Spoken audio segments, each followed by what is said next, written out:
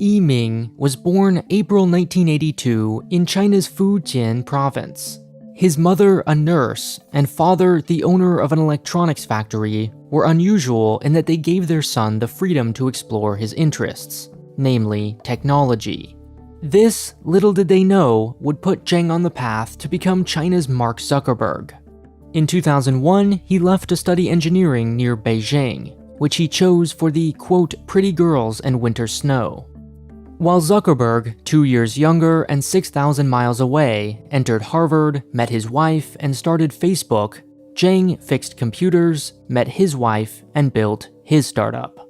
After several failed ventures, in 2012 he founded a new company called ByteDance from his small Beijing apartment.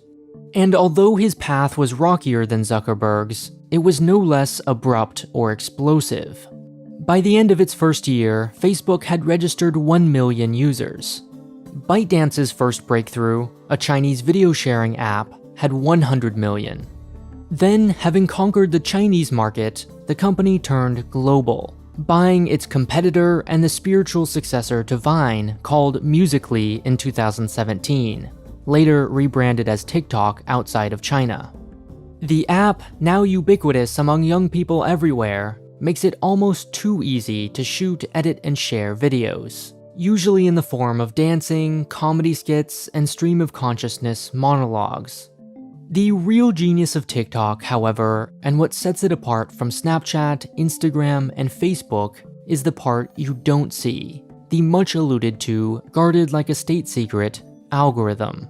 Rather than by following friends, TikTok learns, on its own, exactly what you like as you mindlessly scroll through its endless feed of videos. You don't need to follow, like, or search for it to understand your preferences. And the more you scroll, the better it gets at reading your mind. This is also what makes it so addicting. Unlike Twitter or Instagram, where you can stay up to date on your timeline, TikTok will keep you entertained for however many hours you allow it. Knowing this, its 2 billion downloads in its only 4 years of existence, and ByteDance's position as the most valuable private company in the world are impressive, but not altogether surprising. Equally so, Zheng's personal wealth of around $16 billion, making him the 10th richest person in China and 61st in the world. Today, at 38 years old, he's still described as the nerdy, awkward, uncharismatic, but undeniably resourceful mirror image of Zuckerberg. In his rare public appearances, he often comes across as robotic and overly rational. There is, however, one obvious major difference between these two internet titans. Zheng built his company in China. While Facebook had to first allow a foreign government to interfere in a presidential election before Congress would even begin considering regulation, TikTok faced legal constraints from the very beginning. What's remarkable about its success is that it's neither a clone of a foreign-made app, nor, like Huawei, aided financially by the Chinese government. Just as impressive, it resisted acquisition by Alibaba, Tencent, or any other deep-pocketed tech giant. By not doing so, TikTok arguably became China's first true consumer technology export success story, and all on its own, overcoming its limitations despite being based in China, not because of it. Prevailing in this challenging environment affords Zheng even greater praise, but also subjects his empire to a potential collapse just as instantaneous as it was built. It took only a few short years for TikTok to surpass, in downloads, some of the biggest companies in the world. But it may take only a few emphatic pen strokes for all that progress to be lost.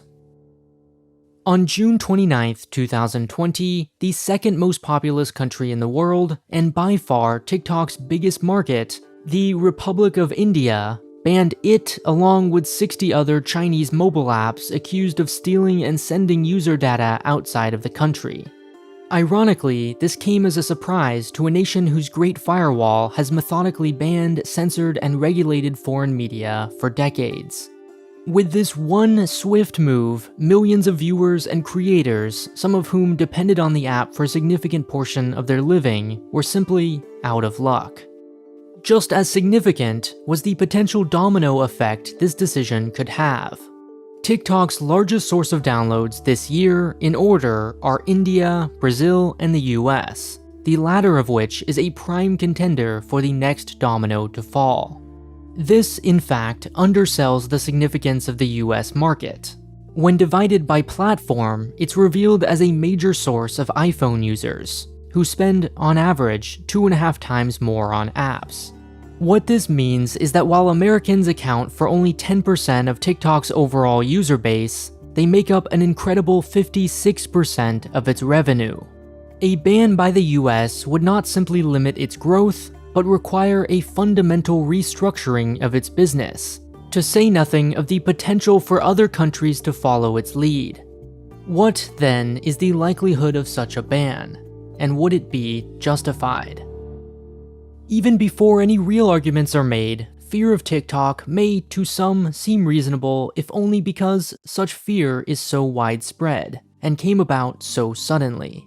The list of skeptics, even prior to India's ban, is long. After a regional office was established in Sydney, Australian authorities began investigating the app on suspicion of foreign interference and violations of data privacy. Both the US Democratic and Republican national committees have asked staffers not to install the app or to buy a second phone when using it for campaign work, as have the US Department of State, Homeland Security, and military. Even private companies have followed suit, including the bank Wells Fargo and Amazon, although the latter retracted its statement shortly afterward. Tensions reached a new high when the Trump administration strongly alluded to a ban at the same time as the president's re-election campaign bought Facebook ads saying, quote, "TikTok is spying on you," and have been, quote, "caught red-handed." Should this decision be made, several levers are at its disposal. First, the Committee on Foreign Investment, whose job is to monitor national security concerns, could force ByteDance to sell off its American operations to an approved buyer. Alternatively, the Trump administration could invoke the International Emergency Economic Powers Act, or place TikTok on the Entity List, which would force its removal from the app stores. As in the case of Huawei's ban almost exactly 1 year ago, skeptics are quick to point out the preferential treatment it would give to American competitors. As if on cue, Instagram is expected to launch its TikTok competitor called Reels in the US this August. Snapchat, Byte, Likee, and YouTube have also tried replicating the concept. Even Netflix listed the app as a competitor in its latest letter to shareholders, a sign of just how time-consuming it's become. Also like Huawei, the claims made against it are sometimes vague, hard to disprove, and yet also extremely consequential. Several independent observers allege the app censors content in accordance with mainland Chinese guidelines. For example, in the absence of videos covering the pro-democracy protests in Hong Kong. The company has publicly admitted to limiting the reach of disabled, queer, and overweight creators, which it claims was for their own protection against bullying, before changing policies. A bug, it says, was responsible for showing no views on videos related to Black Lives Matter. On one hand, the nebulousness of the algorithm allows anyone to claim censorship without strong supporting evidence. On the other, this provides cover for TikTok in that it can always remind them that the algorithm is based on their preferences, and that any perceived manipulation is only a reflection of their behavior. More concretely, the company has paid $5 million and $150,000 respectively to US and Korean authorities for collecting the personal information of children without parental consent. However, unlike Huawei, the controversy surrounds not critical communications infrastructure, but a lip-syncing dancing app for teens. A TikTok ban raises far more eyebrows because the idea of such an app presenting a threat to national security is a much less intuitive argument. This, critics would say, is precisely what makes it such an effective tool. Nobody suspects it. A preview of what it could become if left unregulated is the version of the app in China, which is home to a much older audience, is used by police to spread information, and has advanced face recognition. Such was the backdrop of skepticism against which more recent discoveries were made. When the beta of the next version of iOS was released this summer, a new privacy feature was included which alerts users when an app copies their clipboard. It didn't take long before videos like this one emerged, showing TikTok almost constantly reading whatever is copied. More careful digging also found the app recording a user's screen size, as well as other information about their device. These findings are a trap. Well-intentioned as they may be, they only distract from other, far more serious concerns. Experts agree that TikTok's data collection practices are not only not rare, but actually quite restrained when compared with other ad-based services like Facebook. Reddit and LinkedIn, for instance, were also caught reading the clipboard, which they say is used to prevent spam. ByteDance has explicitly repeated that it does not employ moderators in China, and that US data is stored in the US, with backups in Singapore. By narrowly focusing on the technical details, the issue is reframed as one of privacy, which could just as easily be applied to any application, including and especially those based in America. It's no coincidence, rather, that those most familiar with Chinese politics are also the app's most vocal critics. TikTok is not just another social network, because China is not just another country. This is also not to say that the company doesn't mean what it says. One of the most unfortunate byproducts of its place of birth is that TikTok may be dangerous through no fault of its own. China's 2017 National Intelligence Law compels all companies with information stored within its borders to hand over data at its request, without the constraints of courts or warrants. If this sounds only theoretical, ByteDance's first app was shut down in 2018 by the National Radio and Television Administration, after which Zhang apologized for his poor adherence to socialist core values. In practice, this control extends much further than its borders. A company need not be based or even physically present at all in China for it to be beholden financially. It does not matter that ByteDance is incorporated in the Cayman Islands, or that Zoom is headquartered in California, or that the NBA is, in every sense of the word, American, for their checks are signed elsewhere. None of this is particularly new. China has effectively operated a separate internet for years, which foreign companies have gained access to by self-censoring. What has changed is that, until recently, this has been relatively easy to deny or ignore. Now, at a time of record bipartisanship in favor of a tougher response to China, it is no longer possible to feign ignorance. Whereas before, appeasing China was the common-sense profit-maximizing business tactic to gain access to its 1.4 billion users with minimal casualties elsewhere, now there's a trade-off. And as companies are forced to confront this reality, they will inevitably decide on one of three general approaches. The first group will rip off the band-aid as quickly as possible. They'll cut their losses by leaving the Chinese market entirely, and spending massively on PR against their competitors who don't, while facing backlash from investors. A second group will do just the opposite. These mostly Chinese-based companies will see international expansion as more liability than it's worth, and leave the non-Chinese market. Notably, this does not constrain them to the mainland, but would likely include developing markets which can't afford to be scrupulous when offered investment. Finally, some especially international companies will see either option as too high a cost to bear, and make the highest reward, yet highest risk gamble to juggle both. These firms will split in two, and each division will try its hardest to distance itself from the other. If they fail, pressure will grow until enough value is lost that a deal will be made, and one or both divisions will be sold to a disinterested investor.